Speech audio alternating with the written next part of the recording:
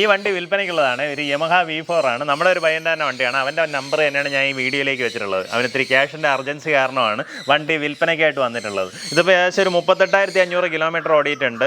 2022 December മാസത്തിലെ വണ്ടിയാണ്. പിന്നെ ഇതിൻ്റെ കളർ ചേഞ്ച് എല്ലാം നമുക്ക് RCയിൽ മാറ്റിയിട്ടുണ്ട്. ആ കണ്ടീഷനിലാണ് ഈ ഒരു വണ്ടി ഉള്ളത്.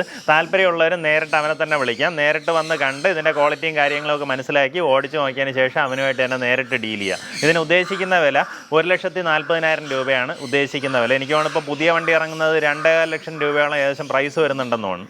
അപ്പോൾ ഇത് വരുമ്പോഴത്തേക്കും 1,40,000 രൂപയാണ് പ്രൈസ് വരുന്നത്. ഈ പറഞ്ഞ വിലയിൽ ചെറിയ രീതിയിലുള്ള ഒരു നെഗോസിയേഷന് സാധ്യതയുണ്ട്.